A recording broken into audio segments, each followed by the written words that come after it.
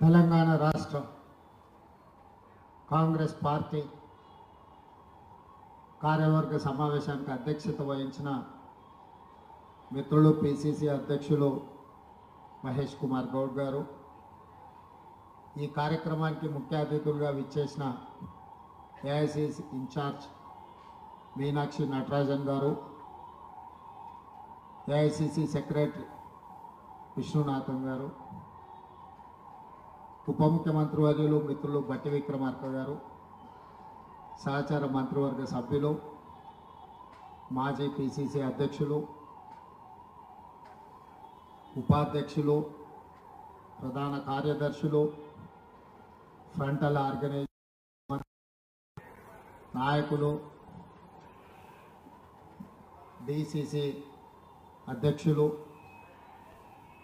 రాష్ట్ర కార్యవర్గం అంతా ఈ సమావేశాన్ని ఏర్పాటు చేసి నూతన రాష్ట్ర కార్యవర్గంలో బాధ్యతలు స్వీకరించిన ఉపాధ్యక్షులు, ప్రధాన కార్యదర్శులు అందరికీ మనస్ఫూర్తిగా అభినందనలు తెలియజేస్తున్నాను. ఏ రాజకీయ పార్టీకైనా రాజకీయ నాయకులకు వేదిక పార్టీ. గ్రామ స్థాయి నుంచి మండల స్థాయి, మండల స్థాయి నుంచి జిల్లా స్థాయి, జిల్లా స్థాయి నుంచి రాష్ట్ర స్థాయి, రాష్ట్ర స్థాయి నుంచి జాతీయ స్థాయికి ఎదగడానికి ఈ వేదికలే మనకు ఉపయోగపడతాయి. అందుకే ఈరోజు ప్రభుత్వంలో బాధ్యత కంటే పార్టీ బాధ్యతలకు అత్యంత ప్రాధాన్యం కాంగ్రెస్ పార్టీ మొదటి నుంచి ఇస్తుంది. ఈరోజు మీ అందరినీ ఈరోజు కాంగ్రెస్ పార్టీ అధికారంలో ఉన్న సందర్భంలో వేలాది మంది ఈ పదవులకు పోటీ పడ్డారు. ప్రధాన కార్యదర్శులు కావచ్చు, ఉపాధ్యక్షులు కావచ్చు, వివిధ హోదాలలో బాధ్యతలు స్వీకరించడానికి ఈరోజు వేలాది మంది పోటీ పడిన అందులో నుంచి మీకు పార్టీ ఏఐసిసి అధ్యక్షులు మల్లికార్జున ఖర్గే గారు, లోక్సభ అపోజిషన్ లీడర్ రాహుల్ గాంధీ గారు మీ అందరికీ అవకాశం ఇచ్చిండ్రు అని అంటే తెలంగాణ రాష్ట్రంలో కాంగ్రెస్ పార్టీని ముందుకు నడిపించడంలో, ప్రభుత్వం అమలు చేసే సంక్షేమ పథకాలను ప్రజలకు చేరవేయడంలో మీరు సారథులుగా ఉంటారు, పార్టీకి మంచి పేరు తీసుకొస్తారు అని చెప్పి ఏఐసిసి భావించడం వల్లనే ఇవాళ మీ అందరికీ అవకాశాలు వచ్చినాయి.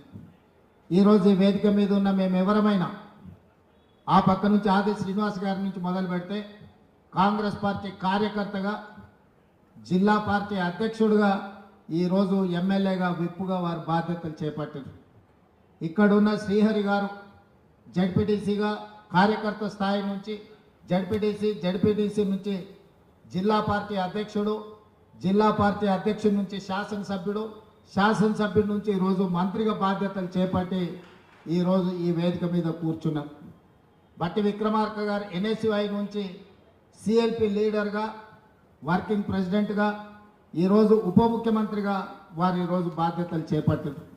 ఈ పక్కన మహేష్ కుమార్ గౌడ్ గారు ఎన్ఎస్యుఐ రాష్ట్ర అధ్యక్షుడి నుంచి మొదలు పెడితే కార్యనిర్వాహక అధ్యక్షుడు, శాసన మండలి సభ్యుడు, ఈరోజు పిసిసి ప్రెసిడెంట్గా వారు ఈరోజు బాధ్యతలు నిర్వహిస్తున్నారు. ఆ పక్కన సంపత్ కుమార్ గారు ఎన్ఎస్యుఐ యూత్ కాంగ్రెస్ నుంచి ఎమ్మెల్యేగా, అదేవిధంగా ఏఐసిసి సెక్రటరీగా ఈరోజు వారు బాధ్యతలు. ఆ పక్కన పెద్దలు షబ్బీర్ అలీ గారు ఒకప్పుడు అసెంబ్లీలో యూత్ కాంగ్రెస్ నాయకుడిగా సుధీర్ కుమార్ గారి నేతృత్వంలో ఆనాడు నిరసన కార్యక్రమంలో శాసనసభలోకి దూసుకెళ్ళి స్పీకర్ వరకు చేరుకుంటే ఆ రోజు 30 రోజులు యూత్ కాంగ్రెస్ ఉపాధ్యక్షుడిగా జైలుకి వెళ్ళి ఆ 33-34 ఏళ్ళ వయసులోని ఎమ్మెల్యేగా, మంత్రిగా షబ్బీర్ అలీ గారు ఇవాళ ఇక్కడ మీ ముందు అన్నాడు అంటే పార్టీలో బాధ్యత నిర్వహిస్తే తప్పకుండా అవకాశాలు వస్తాయి. ఇంకా చాలామంది ఉన్నారు. వంశీకృష్ణ గారు ఈరోజు జిల్లా పార్టీ అధ్యక్షుడే ఎమ్మెల్యేగా అయినారు. అక్కడ నాయన్ రాజేందర్ రెడ్డి జిల్లా పార్టీ అధ్యక్షుడే ఎమ్మెల్యేగా ఉన్నారు. అదేవిధంగా ఇక్కడ చాలామంది, శంకర్ నాయక్ గారు జిల్లా పార్టీ అధ్యక్షుడు ఉండి ఈరోజు ఎమ్మెల్సీగా వారు బాధ్యత ఉన్నారు. సికింద్రాబాద్ జిల్లా పార్టీ అధ్యక్షుడు అనిల్ కుమార్ యాదవ్ ఈరోజు రాజ్యసభ సభ్యుడుగా ఈరోజు ఉన్నారు. రాజ్ ఠాకూర్ ఈరోజు పెద్దపల్లి జిల్లా అధ్యక్షుడుగా, శాసనసభ్యుడిగా ఉన్నారు. ఇట్లా చాలామంది వేదికల ఎదురుగా డాక్టర్ కవంపల్లి సత్యనారాయణ గారు జిల్లా పార్టీ అధ్యక్షుడు, శాసనసభ్యుడు అయిన అడ్లూరి లక్ష్మణ్ కుమార్ గారు మరి ఎక్కడ ఉన్నారో వారు ఎమ్మెల్యేగా జిల్లా పార్టీ అధ్యక్షుడిగానే ఈరోజు మంత్రిగా బాధ్యతలు చేపట్టారు. చాలామంది ఈరోజు కాంగ్రెస్ పార్టీలు గతంలో ఏ విధంగా ఉన్నా, నేను 2018లో వర్కింగ్ ప్రెసిడెంట్గా, 2019లో పార్లమెంట్ సభ్యుడిగా, 2021లో పిసిసి అధ్యక్షుడిగా, 2023లో తెలంగాణ రాష్ట్ర 2వ ముఖ్యమంత్రిగా బాధ్యత చేపట్టిన అంటే కాంగ్రెస్ పార్టీ బాధ్యత నుంచే నాకు ఈ ఎదుగుదల, ఈ ప్రమోషన్ వచ్చింది.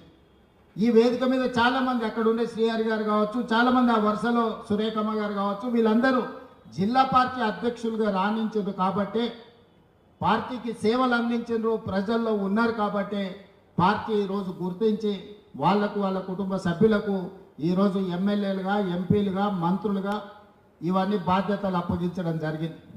నేను పిసిసి అధ్యక్షుడు అయినప్పుడు కొంతమంది ఫ్రంటల్ ఆర్గనైజేషన్ కానీ డిపార్ట్మెంట్స్కు బాధ్యత తీసుకోమంటే, మా పెద్ద లీడర్లము, మేము రాష్ట్ర స్థాయి నాయకులము, జాతీయ స్థాయిలో మాకు గుర్తింపు ఉంది, మేము ఫ్రంటల్ ఆర్గనైజేషన్స్ డిపార్ట్మెంట్స్ చైర్మన్లుగా మేము బాధ్యత తీసుకోమని కొంతమంది తిరస్కరించారు. పర్వాలేదు అని ఆ రోజు ఎవరైతే ముందుకు వచ్చిన వాళ్ళకి ఆ రోజు బాధ్యత ఇచ్చినాం. ప్రభుత్వం వచ్చిన తర్వాత ఈరోజు ఇందులో చాలామంది ఉన్నారు, చాలామంది రాలేకపోయి ఉండొచ్చు. 65 మంది పార్టీలో వివిధ హోదాలలో పనిచేసిన ఎస్సీ, ఎస్టీ, బీసీ, మైనారిటీ, మహిళా, యూత్ కాంగ్రెస్, ఎన్ఎస్వై ఎవరెవరైతే ఫ్రంటల్స్కు బాధ్యత వహించిండ్రో అందరినీ కార్పొరేషన్ చైర్మన్లుగా, ఎమ్మెల్సీలుగా, ఎమ్మెల్యేలుగా, ఎంపీలుగా టికెట్లు ఇచ్చి పార్టీ బాధ్యత మోసిన వాళ్ళకి ప్రభుత్వంలో భాగస్వామ్యం ఉంటుంది అని చెప్పి ఈరోజు నిర్ణయం తీసుకున్నాం. మిత్రుడు జగ్గారెడ్డి గారు ఓడిపోయిన నిర్మలా జగ్గారెడ్డి గారిని జిల్లా పార్టీ అధ్యక్షురాలుగా చేసింది కాబట్టి ఒక ఎమ్మెల్యేకు మంత్రి పదవి ఇవ్వకపోతే టీజీఐఎస్సీ చైర్మన్ ఇస్తాం. అంత పెద్ద కార్పొరేషన్ చైర్పర్సన్గా నిర్మలా జగ్గారెడ్డి గారు జిల్లా పార్టీ అధ్యక్షురాలుగా బాధ్యత వహించింది కాబట్టి, ఆ రోజు బరువు మోసింది కాబట్టి ఈరోజు వారు కార్పొరేషన్ చైర్పర్సన్ కాదు. జగ్గారెడ్డి గారి కోటా కాదు, ఆవిడ సొంత కోట. జగ్గారెడ్డి సాగే చేస్తున్నాడు ఆయన కోట అని. ఆయనకి ఏం సంబంధం లేదు. అక్క కష్టపడ్డది పార్టీకి, అక్క కష్టం మీదనే ఆవిడ చైర్పర్సన్ అయింది. మీరు వర్కింగ్ ప్రెసిడెంట్ కానీ నా ప్రమోషన్ అక్కడ వచ్చింది. అదే చెప్తున్నా, మీరు వర్కింగ్ ప్రెసిడెంట్ అయినా మీకు ప్రమోషన్ రాలే, జిల్లా ప్రెసిడెంట్కు ప్రమోషన్ ఇచ్చినాం. అంటే ఈరోజు ఈ సమావేశంలో ఉన్న మిత్రులందరికీ పార్టీలో నిర్మాణంలో మీరు భాగస్వాములు కావాలి. ఈరోజు మీకు పిసిసి అధ్యక్షుడు ఇచ్చే బాధ్యతను మీరు బాధ్యతాయుతంగా నెరవేర్చాలి. మీరిప్పుడు వైస్ ప్రెసిడెంట్, జనరల్ సెక్రటరీ అయిపోయినాం కాబట్టి మా రాజకీయ జీవితం నల్లేరు మీద నడక అనుకుంటే మీ అపాయింట్మెంట్ 3 ఇయర్సే, గవర్నమెంట్ ఇంకా 4 సంవత్సరాలు ఉంటుంది. దాదాపు 3.5 సంవత్సరాలు, 6 నెలలు ఎట్లాగూ 2029లో ఎన్నికలు వస్తాయంటున్నారు కాబట్టి ఇంకా 4 ఏళ్ళు ప్రభుత్వం ఉంటుంది. సరిగ్గా ఎన్నికల ముందు పనిచేయని వాళ్ళను తప్పకుండా పిసిసి అధ్యక్షుడు బాధ్యతల నుంచి తప్పిస్తాడని నేను సంపూర్ణంగా విశ్వసిస్తున్నా. అందుకే ఈరోజు ఇక్కడ ఉన్న వాళ్ళు గ్రామ కమిటీలు, మండల కమిటీలు, జిల్లా కమిటీల నిర్మాణంలో, పార్టీని బలోపేతం చేయడంలో, సంక్షేమ పథకాలను ప్రజల దగ్గరికి తీసుకెళ్లడంలో, సంక్షేమ పథకాలు అందని ప్రజలకు ఆ పథకాలను అందుబాటులోకి తీసుకొచ్చి వాళ్ళ తరఫున ప్రభుత్వంతో సమన్వయం చేయడంలో మీరందరూ బాధ్యత తీసుకోవాల్సిన అవసరం ఉన్నది. ఇవాళ రాబోయే స్థానిక సంస్థలలో నాయకుల ఎన్నికలు అయిపోయినాయి, ఎమ్మెల్యేలు, ఎమ్మెల్సీలు. ఇప్పుడు కార్యకర్తల ఎన్నికలు రాబోతున్నాయి.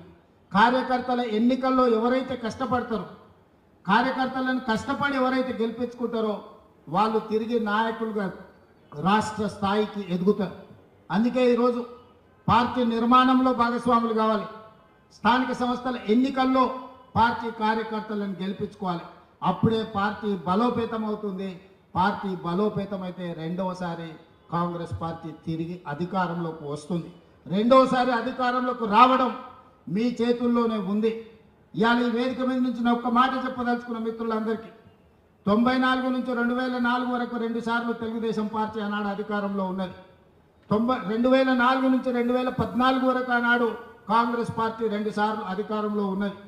2014 నుంచి 2023 వరకు టీఆర్ఎస్ 2 సార్లు అధికారంలో ఉన్నది. 2023 నుంచి 2033 వరకు 10 సంవత్సరాలు కాంగ్రెస్ పార్టీ తప్పకుండా అధికారంలో ఉంటుంది. ఈరోజు ఎవరెవరైతే పార్టీ కోసం పనిచేస్తారో ఈ 10 సంవత్సరాలలో మిమ్మల్ని కాపాడుకున్న బాధ్యత పార్టీ తీసుకుంటుంది.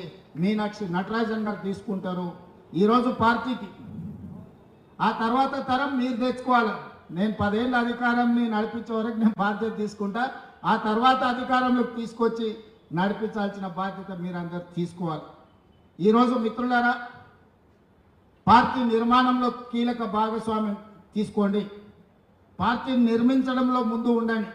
ఇవాళ కాంగ్రెస్ పార్టీ జాతీయ స్థాయిలో సంక్షేమ పథకాలు కావచ్చు, ఆడబిడ్డలకు ఉచిత ప్రయాణం కావచ్చు, లేకపోతే ఆడబిడ్డలకు రుణమాఫీ 0% వడ్డీ కావచ్చు.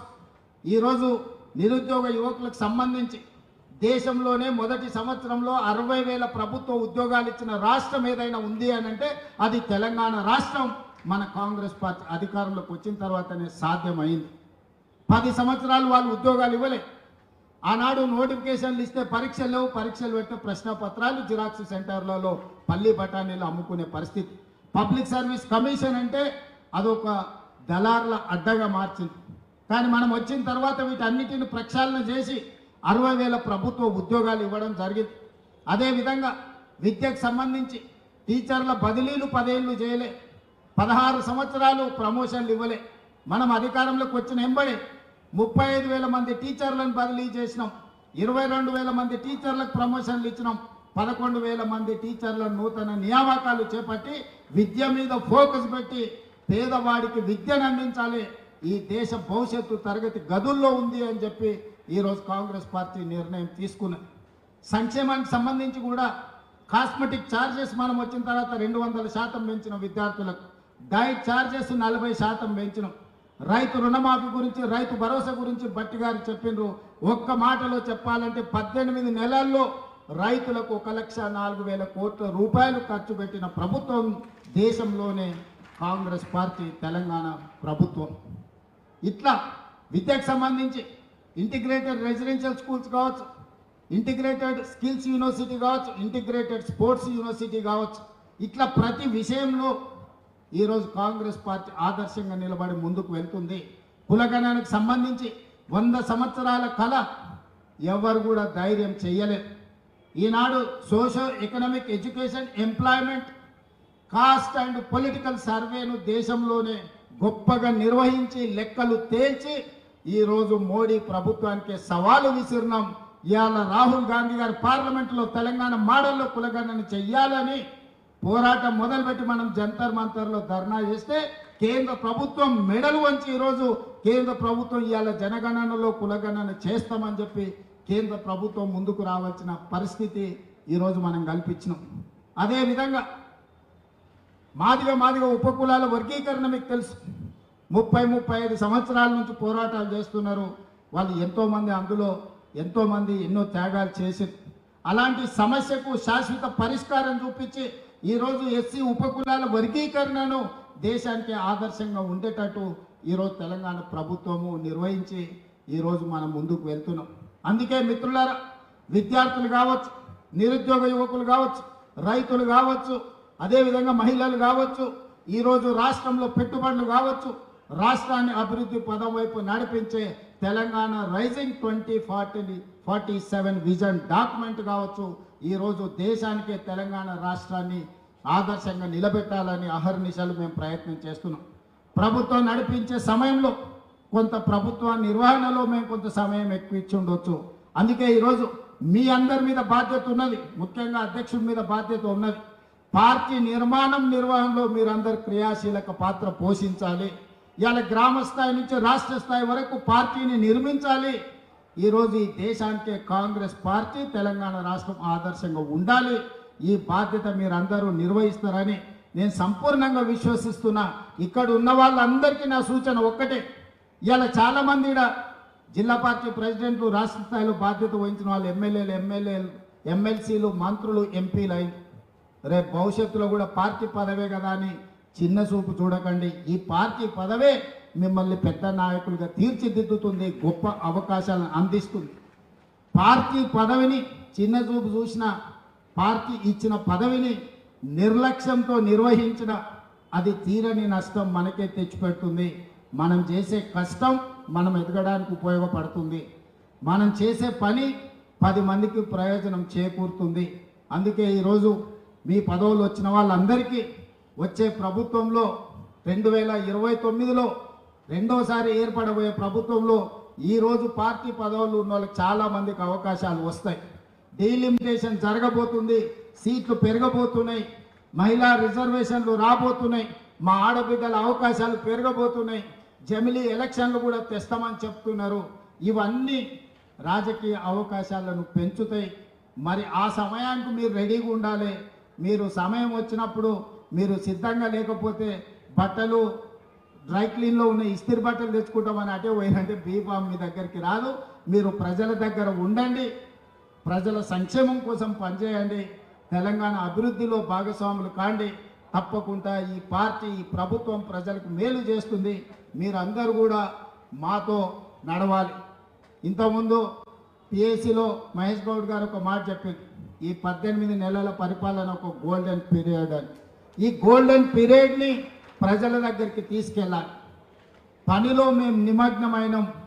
ప్రసార సాధనాలు మనకు కొన్ని సహకరిస్తే కొన్ని సహకరించవు. కానీ ప్రజలకు ప్రభుత్వానికి అనుసంధానంగా మీరే పని చేయాలి. గ్రామాలలో ప్రభుత్వం చేస్తున్న పనులను చర్చకు పెట్టండి. 10 సంవత్సరాల వాళ్ళ పరిపాలనను 18 నెలల మన పరిపాలనను అంచనా వేయమను. మీరు సవాల్ చేయండి సూటిగా, మీరు లెక్కలు తీసుకోండి, లెక్కలతో మనం జవాబిద్దాం. ఏ విషయంలో అయినా సరే, విద్య కానీ, వైద్యం కానీ, రైతు రుణమాఫీ కానీ, రైతు భరోసా కానీ, లేకపోతే ఆర్టీసీలో ఉచిత ప్రయాణం కానీ, మహిళలకు 0% వడ్డీ కానీ, ఏ విషయమైనా సరే 10 సంవత్సరాలలో వాళ్ళు ఏం చేసిండ్రు, 18 నెలల్లో మనమేం చేసినామో లెక్కలు చెప్పి ప్రజల్ని ఒప్పించి రాబోయే రోజుల్లో పార్టీ నిర్మాణంని ముందుకు తీసుకువెళ్దామని తెలియజేస్తూ మీ అందరి దగ్గర సెలవు తీసుకుంటున్నా. మరొక్కసారి నూతనంగా బాధ్యతలు చేపట్టిన వాళ్ళందరినీ కూడా మనస్ఫూర్తిగా అభినందిస్తున్నాను. ధన్యవాదాలు మిత్రులారా.